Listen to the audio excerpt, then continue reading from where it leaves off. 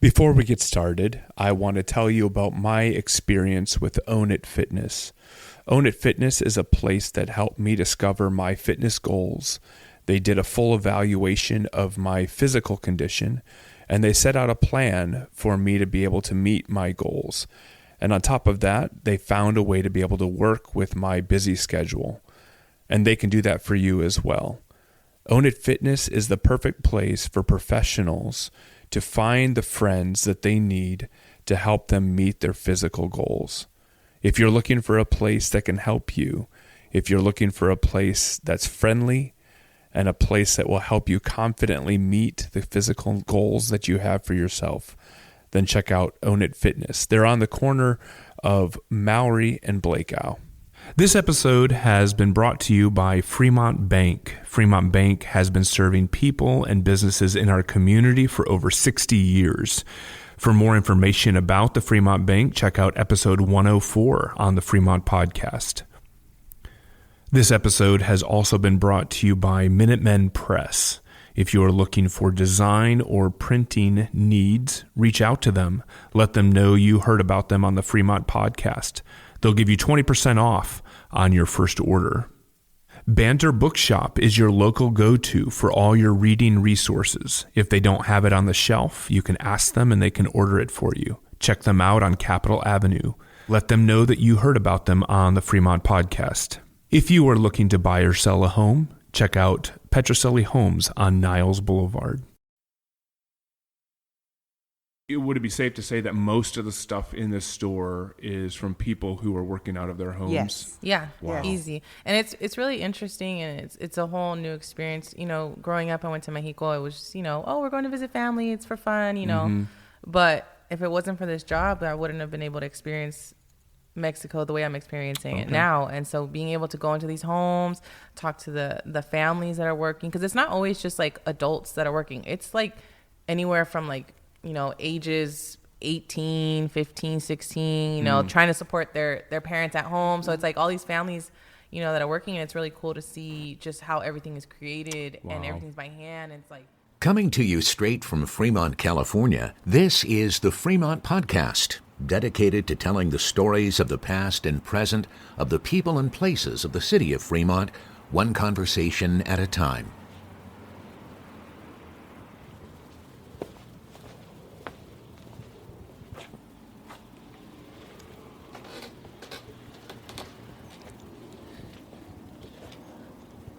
I'm in a shopping center across the street from Ohlone College to talk about building space around community. This is the shopping center with the Mission San Jose post office in it and some restaurants. The reason I'm here is not really the restaurants, although it is. It's the tables that I'm sitting at right now.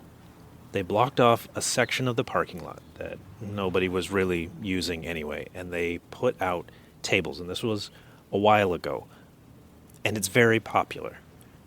People can go to all the different restaurants that are here, and it's quiet, and it's safe, and the street that goes past here is also pretty quiet. Anza, we're right across the street from a local history museum. There are a few bike racks here. There's an alleyway that goes past a preschool. I mentioned restaurants, and there are some, and there are more coming. I'm sitting next to a small building that's being renovated, and it's going to be a boba tea place and a burger shop. So the restaurants are popular, and there will be more of them soon. But the thing that dominates the Mission area are these after-school education centers, and for what it's worth, a place where kids can learn Kung Fu. My point with bringing that up is that at some point during the afternoon, the kids are done. And with this space, the ones who are a little older can safely and organically hang out here. If you're interested in getting into the academics of it, this is a third place. But this isn't much. This is just some tables in the end of a parking lot. This podcast is about the community found in a place, well, Fremont. And so I think every once in a while, we should talk about how to build community in a space. And places like this are how you do it. I'm going to get up and walk. Ultimately, this place is not impressive. It didn't take much to make this work. It's a relatively quiet street, relatively free of cars, right next to a bus stop. Some tables that basically equal public space. It's not public space, but it's close. Surrounded by some things that people like to do. It's not perfect, but they totally did it. It totally works.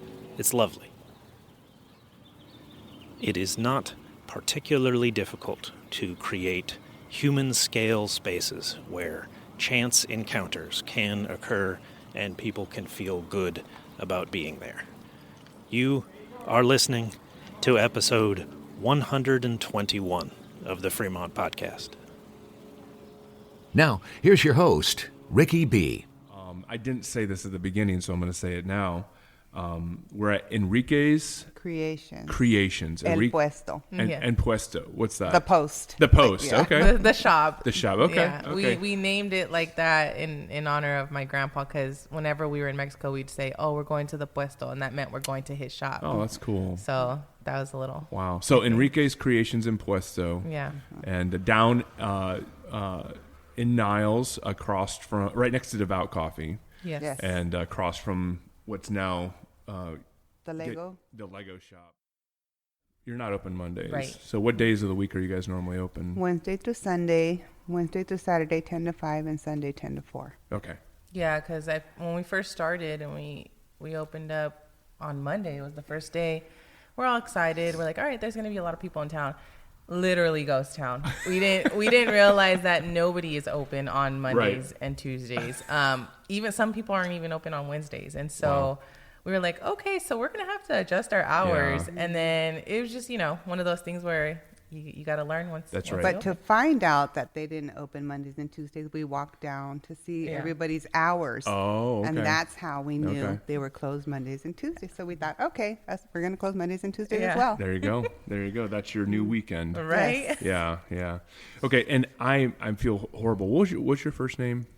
Okay, everybody calls me Coco because that is short for Socorro. Okay, Socorro. Socorro is a very hard name to pronounce. So you got to roll the R's. Coco. Socorro. Yes. I was like, I know, it's funny because when I first met you guys, because I remember you guys painting that location very beginning I came in, and your son's name is Javier as well, right? So there's two Javiers. Yes. Mm-hmm.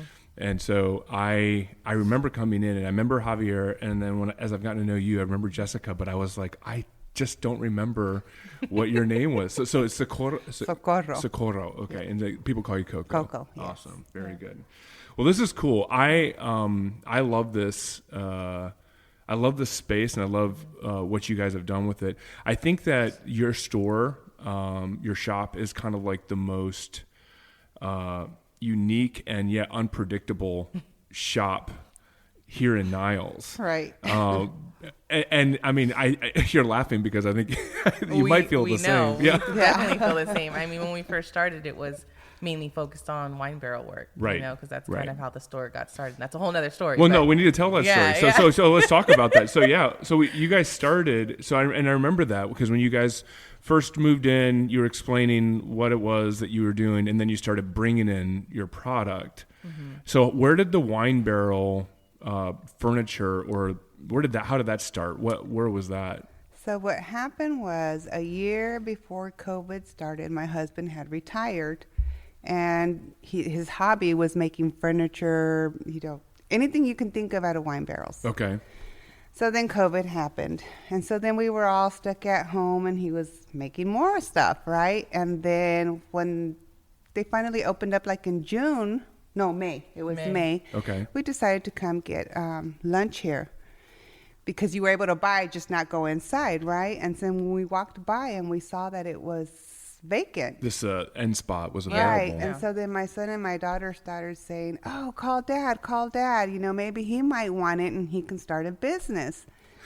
Was this a conversation you've been having for a while? Well, like actually having a business doing this so for a I'm while? going to rewind just a little bit. Okay, that's all right. But yeah, basically what happened was that growing up, my dad has always said, oh, I want to have a puesto, which is a shop. Okay. I want to have a puesto sometime in my life, just like my dad. And so my grandpa, he had a puesto in Mexico. My dad was born and raised in Mexico. And so he just always had that dream, following his dad's footsteps, retired. It was like my mom was saying, he was doing the wine barrel work. We were actually selling half barrels and furniture out of wine barrel. I have like 4 of them in my backyard. So we started selling that. My dad started doing that because of his retirement. He wanted something new. He's one of those guys that he has to always be moving. Be doing something. He has to be stimulating his brain all the time, which is great, you know. Yeah.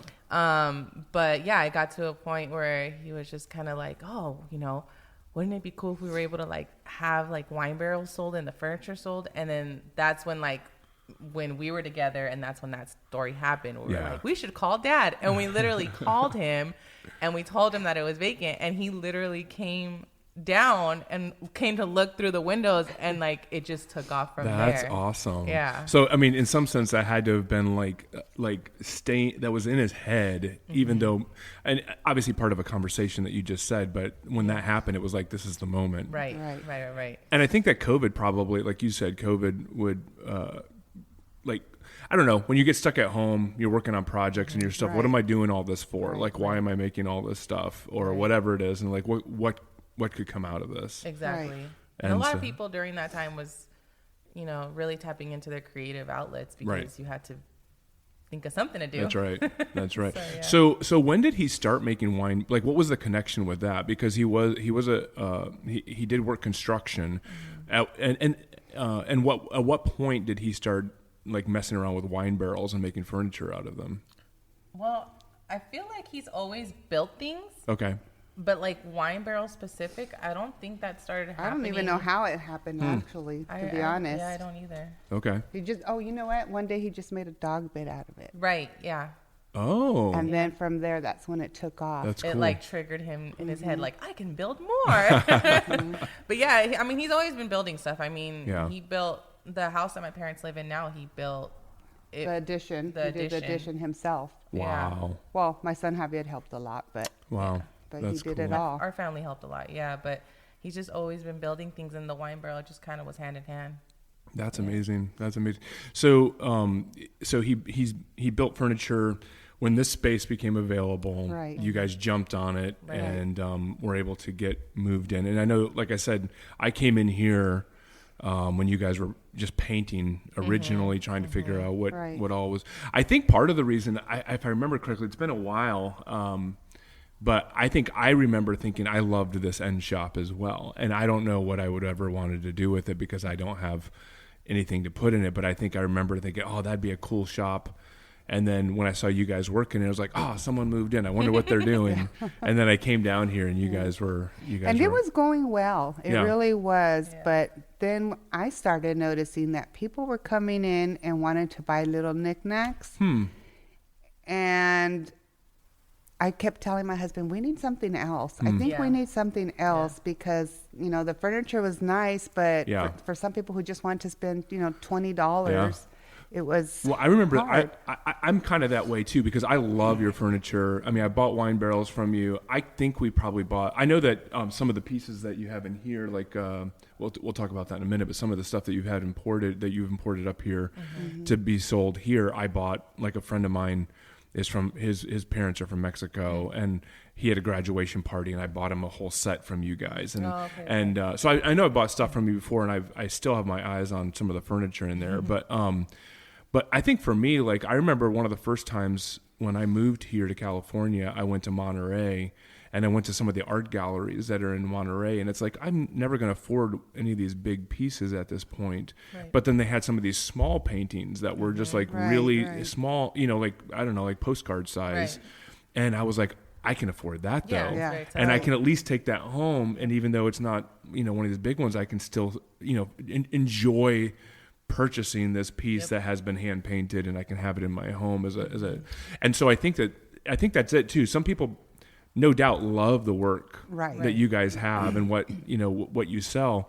but sometimes it's just not realistic, or it's just like, where exactly am I going to put this in my home or whatever. Right. So having the small knickknacks is certainly a great idea. So you started seeing that you needed smaller things. Yes. Okay. And another thing too is that he couldn't keep up with the orders. It was just himself building. I wasn't part of this yet at that moment. I was still working at my at the youth center that I was working previously. I mean, sometimes it was just them two. It was like 10 o'clock at night and at home, and he was still working. Oh my word! He couldn't keep up with the orders. So then we started thinking, what else can we do? Because he wanted to continue with the store, retail, right? And so then I said, well, what if we bring little stuff from Mexico? Yeah. He started looking into it, and that's how the other store started. That's awesome. So I want to go back a little bit. Your father-in-law had a shop in Mexico. Yes. What kind of shop was that? It was like, oh my gosh. Home goods. Yeah. Mm-hmm. It was all for home goods. All kinds of things, you need for your kitchen, your, cooking. And my grandpa, especially my grandma, had a big love for birds, so he always had bird cages to sell. That's cool. So that's why we have bird cages too. Yeah. We'll be right back. You can hear the rest of this conversation in just a moment. Give Jennifer Petroselli a call.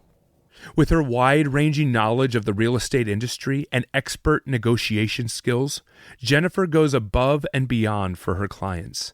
Reach out to Jennifer today and discover why Petroselli Homes is the right choice for all of your real estate needs.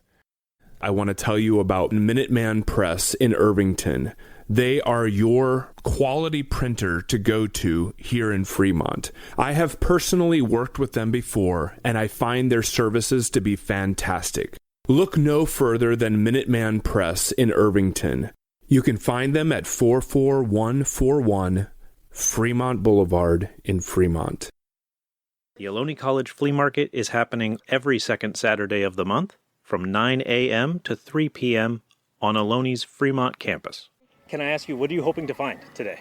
It's just interesting to see what's out there, and you never know what you'll find. Treasures. Hey, Van, if people want to contact you, how do they get in touch? So our phone number is 510-659-6285, and the email is fleamarket@ohlone.edu. More information can be found at ohlone.edu/flea-market. Fremont Bank has been around for 60 years, and they sponsor a lot of stuff. And now, included on the list of things they sponsor, is this podcast. Thank you, Fremont Bank. If you are looking for a book and you know exactly what it is, that's great. If you don't know exactly what you want, but you have an idea of the type of thing that you want, you're not going to be helped well by shopping online. Go to Banter Bookshop, tell them vaguely what you're after, and they will help you find a book. And now, back to our conversation. So I've been to Mexico once. Mm-hmm. My sister lived near McAllen, McAllen over close to the Gulf of Mexico, like down on that side. And so I remember walking across the border into Mexico and into the place there. So I guess what I'm wondering is where the shop was, because there was a lot of cool shops when I walked across into the border, but I think it was kind of fed off of tourism. Was the shop that your father-in-law had, was it more for tourists that were coming from, or was it deep into? It was deep. It's like about hour and a half, 2 hours away from Guadalajara, where they're from. Okay, wow. The name of the town is Arandas. Wow. And it was more like for people who needed a pot or a pan or dishes, that type of store. Wow. It's not really a touristy area. Okay. The only time there's quote unquote tourists is like for the fiestas. Okay. So when they have like something specific they're celebrating, that's when people come from all parts of Mexico, even out of state. But their town is well known for the tequila. Yeah. Oh, yeah. Very nice. Very nice. Yeah. So the cool thing is though that you like when people hear imported goods, like they work with a middleman or somebody that does this, but you don't. I mean, you go and get the stuff yourself, right? We go and handpick everything that's in the store, and then we have a company who brings it to us. Okay, And we so try to work with people who, not like big factories, Sure. people who are working out of their homes. Wow. Yeah, yeah. Wow. So would it be safe to say that most of the stuff in this store is from people who are working out of their homes? Yes. Yeah, Wow. easy. And it's really interesting, and it's a whole new experience. You know, growing up, I went to Mexico. It was just, you know, oh, we're going to visit family. It's for fun, you know. But if it wasn't for this job, I wouldn't have been able to experience Mexico the way I'm experiencing it now. And so being able to go into these homes, talk to the families that are working, because it's not always just like adults that are working. It's like anywhere from like, you know, ages 18, 15, 16, you know, trying to support their parents at home. So it's like all these families, you know, that are working, and it's really cool to see just how everything is created and everything's by hand. And it's like, that's when people come and they're shopping, you know, sometimes people will say, oh, like, can I get two the same? And it's like, you're never going to find two the same, because there's multiple artists working on, you know, if they're working on cats, all cats are going to be different. They're not going to have the same. They're all having different styles, different techniques, all of that. So That's cool. Even like the dolls or the keychains that we have, it's from ladies that are sitting on the sidewalk. oh, these dolls right here. Okay. They're sitting on These the guys right here. sidewalk working on Are you them. serious? Yeah. Yeah, and so if, you know, I like them, so I say, okay, I want them all, and I bring them. That's Yeah. But it's great because then they just get to go home, because there was the lady that my mom's talking about. So the backstory is that one year we went to go have fun at the fiestas, and there was a lady working on them, and she only had a few out at the moment, and we went, you know, we enjoyed our night, came back, she was still there, she had a bunch at that point, you know, from her working on them. And so we took them on. So we got to talk to her, and she's like, oh, like, you know, thank you. Like, bless you guys, because now I get to go home. She traveled. Where did she travel from? Oaxaca. So she and we were like, oh, like, where are you staying? She goes, oh, no, I'm just staying in like the park. And she's like, and then I'm going to take a bus back. So like we were like able to like be like, Oh, my okay, well, let's word. support you and let's get you back home Wow. to be with your I family. don't know amazing. how long the bus ride is, but I know from Guadalajara to Oaxaca, it's like an hour, 45 minutes. Oh my word!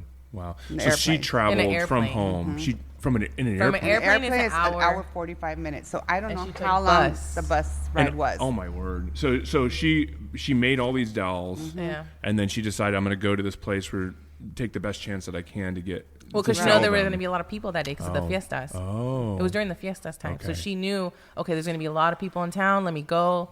Wow. And yeah. Wow, that's amazing. Yeah, so these dolls, very cool. And then, what are some of the other things that you have in here that are uniquely significant, either to like personal stories like that, or even like connected directly to like Mexican culture? Because like for me, I just look at it, I'm like, dude, this is really Yeah. cool. Yeah. Like I feel like I step into a shop in Mexico, even though but I wouldn't know the significance of a lot of these things. I think a popular item and an item that people come in and really love to see are the alebrijes. Okay. The alebrijes come from Oaxaca as well, and they're from another family we're working with. And so, like, the teenagers make the smaller ones. They're hand carved, hand painted, and then the adults are making the more larger, intricate pieces. But those have been around for years. And again, it was a family who was at the park selling their stuff. Wow. My husband liked what he saw. He bought from them, and then that's how we met them. Wow. And they also are from Oaxaca. Wow. Yeah. That's amazing. Yeah, Wow. so it's like interesting because I feel like there are pieces in here like that will say, oh, this is from Oaxaca, this is from Guadalajara, Michoacan, all these places, right? But we've only been to a few. Right. It's just been coincidence that some of them have been in my dad's hometown and we got to meet, and then Right. that's how the connection started there. So we actually haven't been to all the places where some of our things are from. The alebrijes are for the spirit guides. Okay. Yeah. If you've ever seen the movie Coco, Yes. Yeah. it's exactly what I grew up knowing. Okay. When I see so the they movie. named the They movie did. after you. Right? Yeah. But everything that they explain in the movie, Uh-huh. that's exactly That's how you what grew Yeah, up. they did their research. Wow. They did a That's- really They did a good good job at job. depicting the alebrijes. That's cool. Yeah. I think that when you see movies like that come out, especially if it's from your culture or your background, I'm sure it's like, I don't want to be embarrassed, or I don't want to be like, no, I need to defend Right. my Right, culture. right. But to be able to have that and say, no, that makes me, No. that's familiar. Yeah, Right. they did a great job. That's cool. So that's how you grew up. How long did you live in Mexico then before you moved to the United States? Actually, I was born here. Oh, you were? I was born here. My parents were born in Mexico. Oh, yeah. okay. But I went as a little girl every year. Okay. Every year it went either from a month to 3 months. Yeah, every year. My dad was the one that was born and raised in Mexico. He came to the U.S. when he was 16? 15. Okay. Yeah. Wow. So I am in the Washington Township Museum of Local History on Anza Street in the Mission San Jose area. And I just donated something. And it occurs to me, I want to encourage people who have Fremont history to at least attempt to donate it to the museum. So this is how you do that. The process of donating is very easy. It's going to take more time to record this ad than it took me a moment ago to donate the thing I was donating. A lot of people are cleaning house these days, downsizing. And so we do get some donations from people who say, I've been cleaning out my closet, found my old yearbooks from Horner or Mission High or something. Those we're happy to get because we don't have all of those. We can't guarantee that we're going to add it to our collection because sometimes we have a duplicate or doesn't quite fit in or it's maybe a little bit damaged and we can't make it look good. But if you're willing to give it to us, ready to get rid of it, and otherwise it's going to go in your trash can, we're happy to take a look at it. So when people have something and they show up, what do they have to do once they're here in order for them to officially donate something? Okay, so we want to explain a little bit to them about what we're doing and why we choose or not choose something. If they're willing to go with that route, we give them a form, very simple form, just gives your name and address, what the object is, and then we sign it. And we give them a copy. We keep a copy. That's all the paperwork we need to do. A moment ago, I just did it. It was very easy. Good. We're interested in a lot of different things, not just the things you normally think about in a museum, but we want some things that remind people of how people lived maybe now, because in 20 years or 30 years, now is going to be history. So maybe something that has some meaning here. We're not going to become an antique store, but we do need some of the tangible things that will remind people of how things were. And we also are trying to get a more representative distribution of things that are in our community. So again, now our community looks a lot different than it did 50 years ago when Fremont became a city. So we're looking for that. We're looking ahead for that too. That's really cool.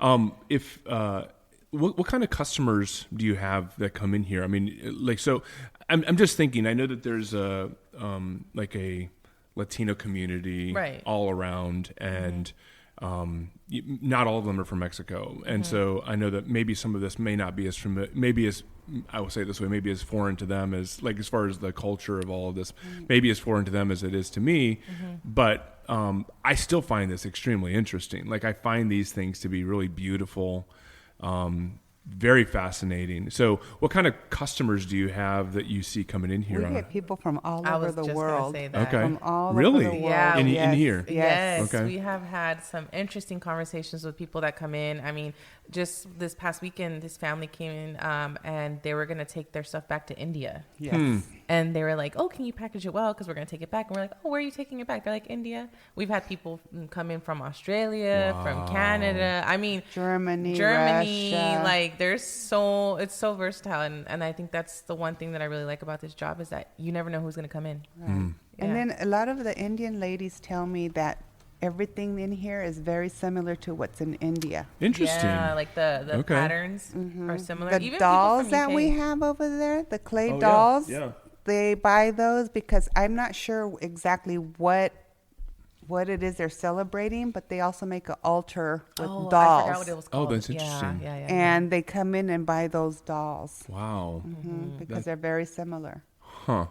So if I were to go to Mexico and I were to go to one of these, non-touristy towns or whatever, would I see a lot of these sorts of things around, or are these kind of like more an art form that certain communities Yes. that create? Yes. Okay. And what's the inspiration behind them creating them? If it's not something that's commonly seen, like what is it that makes people, because so much of it seems like there's such a continuity between all of these things. Like I look at it and I think they fit, these all fit together. It's not like this looks very different from this. And I mean, there's some things things like these have more of like a toned down design to them and texture, but then you've got some that are just super colorful and right. Like what is it that really inspires people to make the different things that they make? Because it does feel like it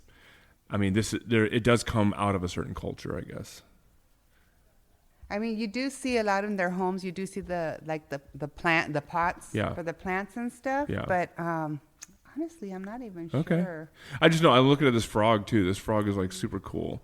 Like what are like there's different. I mean, like for example, there are some patterns. Like for example, these Dia de los Muertos inspired figurines. There's some art patterns and designs on there that are significant to that. Yes, from the Huichol people. Yeah. Okay. So I mean, there are certain patterns that are for different tribes in Mexico. Pero I don't know. I feel like some of the patterns all are shared in a sense. Okay. Like I've heard people say, "Oh, I've seen this in this town or this town," and it's like we're all kind of sharing and thriving off of one another. Yeah. So some patterns on some of the pottery are not really, there's not really any significance to them. It's just to make them look beautiful. Yeah. Right. Like when it comes from Puebla. Okay. Because of the style, the color, it has more 3D-ish compared to the other states. Okay. Jessica, I want to ask you a little bit. I know you said something about this already. Mm-hmm. And I know, Coco, you didn't grow up. I mean, you were born here, but you went back and visited a lot. Right. Like, you said that this has helped you kind of like rediscover, I guess, the culture, your family culture and stuff like that. Yes. Like, what are some of the things that specifically you've been able to experience since all of this started to happen that's really helped you experience that more? Well, even just, for example, earlier I was telling you how I do beadwork. So even that, like, growing up, I collected, a necklace here, a necklace there, bracelet here, bracelet there. But I never really paid mind to, like, the work that goes into it or any like, specifics to that. I just saw it, looked pretty, and I bought it. But as I got older and I started, really tapping into my artistic journey, I was like, you know what? I think I want to, tap into beading. Like, I want to learn more about it. We go to Mexico, we always see people working, but like I want to talk to these people, get to know them, see how long they've been beading, things like that. Wow. And so I think having that be a part of our journey as a business and my journey as an artist has like been great. It ties into one. And, and even me, like when I'm beading, it's like I appreciate the art form even more so because I've seen ladies and talked to ladies that are beading in their like 70s and they're fast. They're not like just this is their livelihood. They've been doing it for years. And so, just being able to see this other side of Mexico that I didn't really appreciate or acknowledge as much as growing up, it's been amazing. That's awesome. Yeah. You know what I think is funny? And I tell everybody this. I've been going to Mexico all my life. But only to my married life, only to my husband's side. Okay. When I was a little girl, I was going to my parents' side, which is a little ranch in Guanajuato. It took having a store like this to go to different states in Mexico and get to see different things. Wow. Yeah, because we would have never experienced any of that if we never had the shop, which is crazy. Well, I think, I was going to say, I think when you go in with different eyes as well, like when you are looking for... like when you're just going back to visit family, like a lot of times you're just like, I'm very familiar with, like for me. So in a similar sense, my grandparents had a dairy farm in Michigan. And so growing up each summer, my parents would send me to my grandparents' farm to work on the farm throughout the summer. And so for me, going to Michigan seemed to be like I had really, really good experiences, really, a particular idea in mind, but where they were in the state of Michigan was on the opposite side of the state from Detroit. So a lot of times people think of Michigan, they think of Detroit, they think of all the things associated with Detroit. Right. Well, my grandparents were on the completely other side. They were in a farming community, and I spent a lot of times, working, baling hay, milking cows, taking care of, chickens and goats and pigs and stuff like that. It was a very different experience in the rest of Michigan. But then when you start traveling, if you go in with a different perspective, like I'm no longer going there to spend time on my grandparents' farm, I'm going to go there to do something else. All of a sudden you're like, whoa. Like I remember going to Lansing not, a couple years ago and just seeing the Capitol. I was like, I just never thought there, I've never like paid attention to like the capital of the state, and I have been to Detroit a lot, but I think like I'm getting ready to go to Michigan in a few weeks. My sister-in-law and family lives in Detroit area, and I'm like, they want to show us all the stuff in Detroit, and I'm like, well, I've driven through Detroit before, but I know that when I go, they're going to show me things that I've never seen I did not know, and it's going to give me a whole different perspective of what Michigan is like, because there's definitely the negative side that people think of when it comes to Detroit, but there's obviously going to be some beautiful things and incredible things there. So in a similar way, I can see how that would be eye-opening for you in Mexico as well. Yeah, and I feel like that's one of the things too that kind of ties in too is that, people think, oh, Mexico is dangerous. Oh, they hear the bad things. And don't get me wrong, there are bad things. Right. And you have to watch your back and, and be mindful of what's going on around you. But I mean, with even all that, there are places that you can go and enjoy and see the beauty and enriching the culture, everything. You just have to be aware of your surroundings. But that's everywhere. I was gonna say, I hear that here. People are like, San Francisco is horrible. It's such a mess. And I'm like, have you ever been there? Right. Like, I mean, exactly. Like, yes, there are certain parts of San Francisco you probably want to, to avoid. Right. But it's still such a beautiful city. And it's the same thing with Mexico. Right. There's just places that you shouldn't be. Yeah, that's right. That's right. Same here. Yeah, that's exactly right. That's exactly right. Yeah. Exactly. So that's really cool. I love hearing that, and I love that you're bringing part of Mexico to us as well. And we don't get to experience everything that you get to experience, but I do think that this is a wonderful, very important part of Niles. Like I think that this shop is just really, really a wonderful addition to what we have here. Well, thank you. Yeah, we appreciate it, honestly. Do you feel like when Javier first imagined having a shop, when you guys started talking about this years ago, do you feel like that dream? Like I'm sure you have more aspirations and more things that you want to do, but like, do you feel like that dream or that vision of what it could be is coming true? Like you feel like this is really it, or do you? I do. Do you? I really do. Okay. Yes. Yeah. Is there anything? What is the vision like beyond here? Because I feel like you guys work it. Like I mean, it started off over there with this, but then when you guys took over this space, I just remember thinking, what are they going to do with like this is a lot of space, right? And then I mean, it's like, do you guys need more space now? Because this is so full. Like, what's the vision? Yeah. Every time we have a new shipment come in, we do say, "Oh my gosh, do we need to rent another spot?" Right. Well, because mind you, when we had that first side, we had that side open.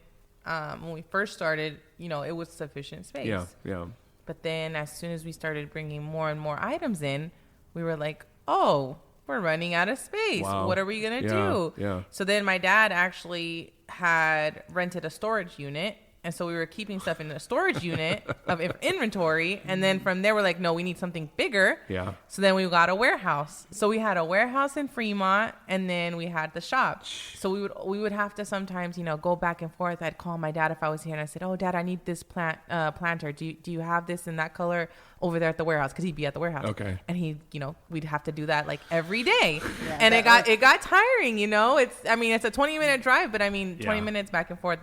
It gets tiring. And so it got to a point where we're like, okay, we really do need more space. And then this opened up, and we were like, you know what, let's go for it. Happy. That's great. Yes. But no, it's been a blessing, and everyone's been giving us really good feedback, and just the fact that my dad had us flipping this all around in 1 month was insane. It was insane. It was insane. Well, I was connected in with Devout, and right. I've been working with them for years and in various ways, and right. so I help do a lot of projects in this space for them, helping them get it ready for it to be a roastery and for other things. And so then when I know that they were moving out and you guys were moving in, I was like, well, if you guys need any help, I've done some work. But then you guys knocked it out so fast. It was just like, I think I felt like I came by one day and you guys are just moving in. The next thing I know, it's like open for business. Right. It's like, what in the world? We were so happy when Stevie said, do you want the place? We were like, thanks, Stevie. That's great. Well, I think it's awesome. So is there more that you guys want to do from here, or do you guys feel like you guys settled into the groove and it's just a matter of like refreshing the inventory? Or I think this is like what we're gonna keep going and doing, and we have a shipment coming in about a week and a half, 2 weeks maybe. Okay. But it wouldn't shock us if Javier said, "Oh, let's get another spot." Yeah. He's always Actually, we're the ones that have to busy. tell him, you know what? No, slow let's down. We definitely are the ones that have to keep telling him to slow down. Do you find, and I know I kind of mentioned, or I kind of asked a little bit about this earlier, but do you find that there are people living in the Bay Area from Mexico that when they discover that you're here, they just love to come here because it does give them a feel of home? Yes. We will have people come in to just talk to us. Wow. Yes. They'll be like, oh, do you remember us? And we had a whole conversation, like an hour conversation with them in the store. And, you know, it was just nostalgia for them to come in.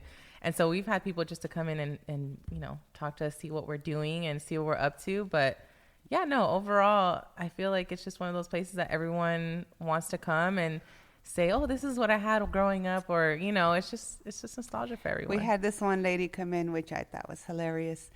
She forgot to buy gifts for her coworkers. So she came in here and bought the little knickknacks. Oh, yeah, from Mexico. Yes. Gifts from Mexico. She was just in Mexico. She had just came in that night, and So she said, she was supposed to get bring souvenirs home? Yes. And so she comes in here and she tells us the whole story. She goes, but they're not going to know the difference because everything here is from Mexico. Right, exactly. And you're not going to tell. No, we're not going to tell because we don't know who they are. And we're not saying her name. We're That's just right. saying That's this right. person. That's right. That's So hilarious. that was hilarious, yes. That is very funny. I had the opposite thing happen recently. So my wife grew up in Michigan. So my grandparents had a farm in Michigan. My wife grew up in Michigan, but we did not meet there, even though she lived about an hour and a half from where my grandparents lived. But I was just in Michigan like a month ago for a wedding, my cousin's wedding, and my dad turned 70 and my grandma is 95. And so I was like, I'm going to go there and spend time with them. Well, it was the day, like we got home from the trip, like late the night before Mother's Day. And I was like, you know, usually I help work with my boys to try to like, you know, get gifts or make something. Right. And I was just like, tomorrow's Mother's Day. We're not ready. Yeah, you know? what are we doing? So we're in the airport in Grand Rapids, which is where she grew up, just outside of Grand Rapids. Right. And we're in the airport getting ready to fly home. And I was like, buddy, we're going shopping for Mother's Day. So I'm like, we went and found this one shop that had locally made like stuff, like a cutting board and like a candle and like, I can't remember, a jam or something like that, but they were all locally made from. There you go. And we came home, and she appreciated it, but then she did make the comment, well, I guess you had to do what you had to do. And I was like, hey, just appreciate it. Yeah, right. It's the thought that counts. That's right. That's right. That's awesome. Well, I love what's going on here, and I think that you guys are doing an amazing job.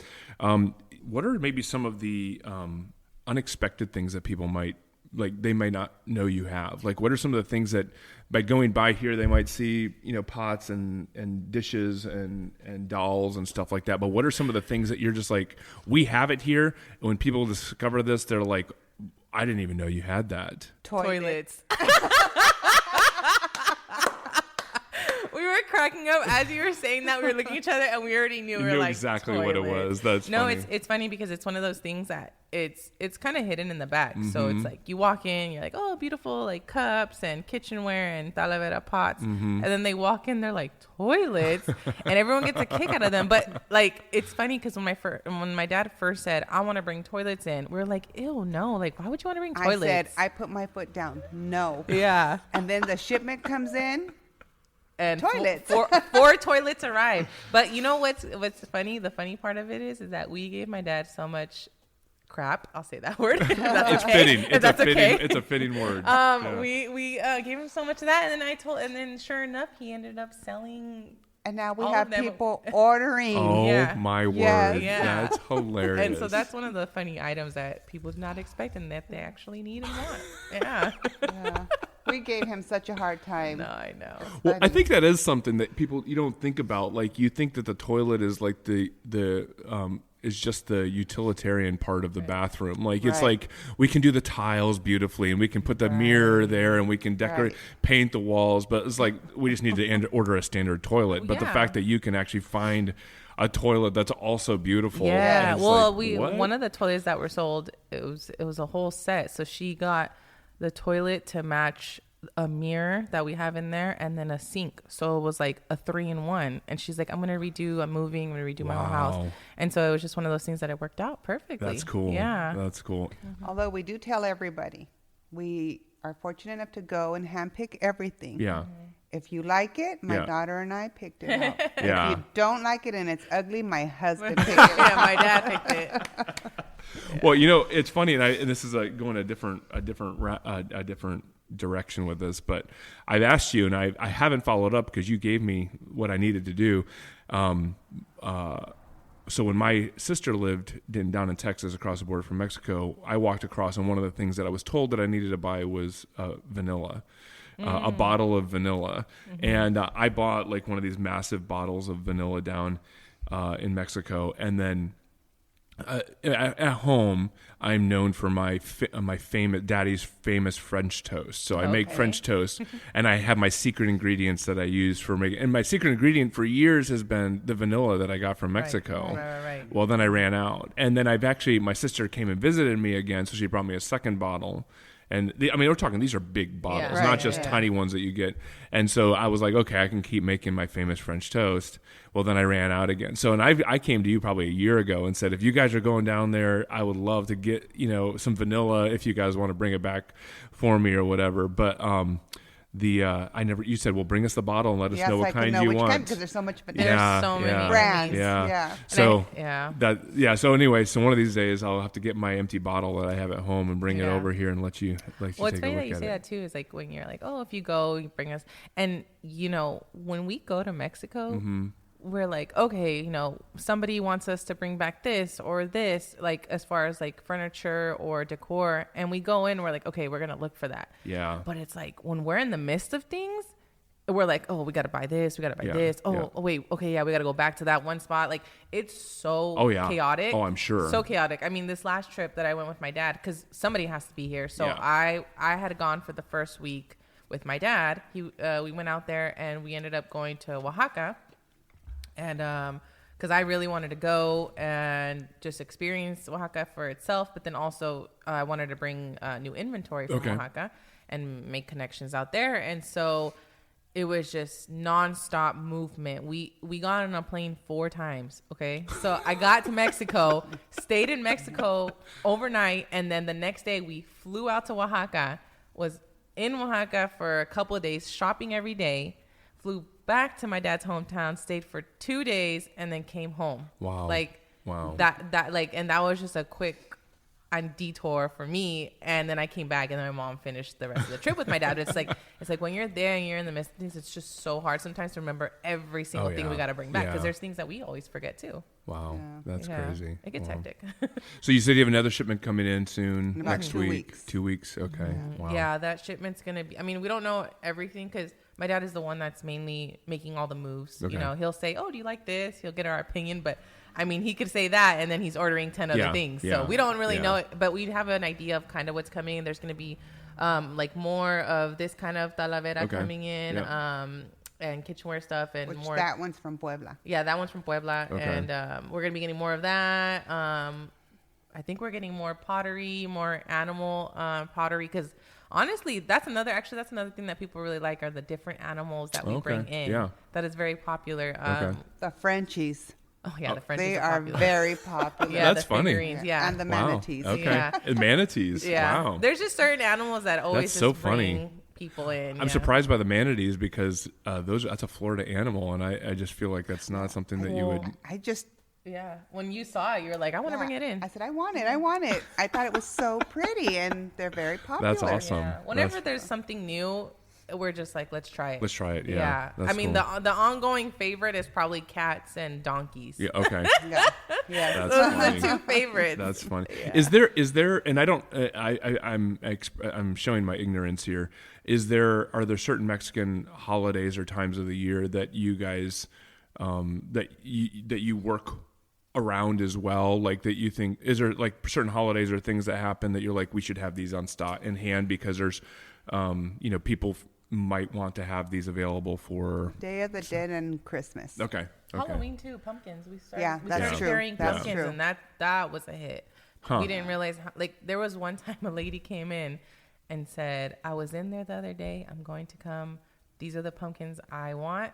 She ended up leaving with like 6 pumpkins. Wow. Yeah. Wow. She's like, I'm going to decorate them. Some are going to be indoors. Some are going to That's be outdoor. cool. But yeah, pumpkins were a big hit for Halloween. Oh, wow. And Christmas, it's nativity scenes. Yeah, A yeah. lot I remember of you had the people whole want- front yes. area with them. That's Yeah, awesome. and so And those that's come from Mexico as well. Yes, Okay. and that's Wow. something people really, really That's want. cool. are the That's nativity cool. scenes. Yeah. Do you guys set up at any of the local festivals or fairs like the Art and Wine or the art shows or anything? We used to do the antique one. Okay. But it started getting so hard because we had to have people out there and then people in here. In here as well. Yeah, and then I have to recruit my sons, my daughter-in-laws, and it's just Well, the really reason- Trying to get sons to work or Right? You can only rely on the daughters. Thank That's you. right. No, but you know what? It's funny because, when we first started, we're like, okay, yeah, so we can draw more people into the store because, when the antique fair is going on in Niles, not everybody's going into the stores. They're just enjoying They're what's out on the there. block. Yeah. They're And going a lot of garage people still sales. didn't know we were here. Exactly. And so it was actually a great thing that we had a booth outside of our front door because it was getting people inside of our store. Yeah. And so it wasn't until this past year we were Last year was the first year that we didn't do it, Yeah. and But- a lot of people know we're here now. That's Yeah, good. Yeah. yeah, so- You've a made lot your of word, presence. but word of mouth, and it's working. Yeah. Yeah, and then as far as other markets go, I mean, when I go to markets myself, I don't go to too many, just because my parents have the storefront, so I can have my things accessible here. But when I do go, I take a few key items in here that I know that people are drawn to when they come shopping, and I bring the business cards, and so That's great. I'm also supporting and promoting my parents while I'm selling my That's own perfect. things. Yeah, That's perfect. Wow. Do you guys I think I know the answer to this question just because I've talked with you. Are you guys is Javier still making furniture, and is the furniture being is this kind of like more the main business now, selling the stuff that you guys are importing from Mexico, or are you doing furniture and this still? Well, when we still had barrels, he was making an Adirondack chair here, a bench there, and we'd bring them out and they'd sell, and we weren't taking orders, just bringing them out. yeah.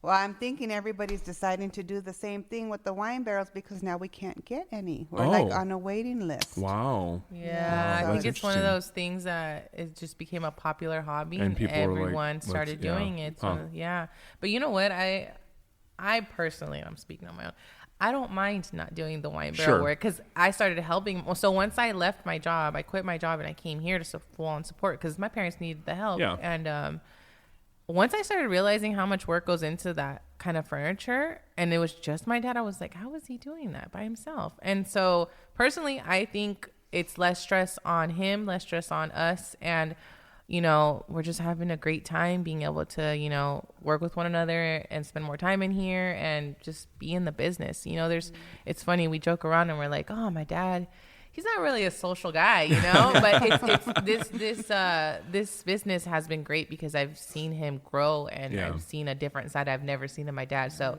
it's been really cool. That's really great. Cool. Yeah. That's great. Yeah, he's not a social guy, but I love talking to him when I get the opportunity. That's cool. Yeah. That's great. Well, this is really beautiful. Thank you guys for letting me come in here and hearing a bit of the story. I hope you're here for a long time. Thank I hope you. so too. Yeah. Thank you so much for having us. This episode was hosted and produced by Ricky B. I'm Gary Williams. Andrew Cavett is the editor. Scheduling and pre-interviews by Sarah S. Be sure to subscribe wherever it is that you listen so you don't miss an episode. You can find everything we make, the podcast, and all of our social media links at thefremontpodcast.com. Join us next week on the Fremont Podcast. She's like, oh, like, thank you, like, bless you guys, because now I get to go home. She traveled. Where did she travel from? Oaxaca. So she and we were like, oh, like, where are you staying? She goes, oh no, I'm just staying in like the park. Mm-hmm. And she's like, and then I'm gonna take a bus back. This is a Muggins Media podcast. Thank you for listening to the Fremont Podcast. If you are an individual or a business that would like to be a sponsor partner on the podcast, please reach out at thefremontpodcast@gmail.com, or you can go to our website, thefremontpodcast.com, and you can reach out to us through our contact form. Thank you for listening, thank you for sharing, and thank you for your support.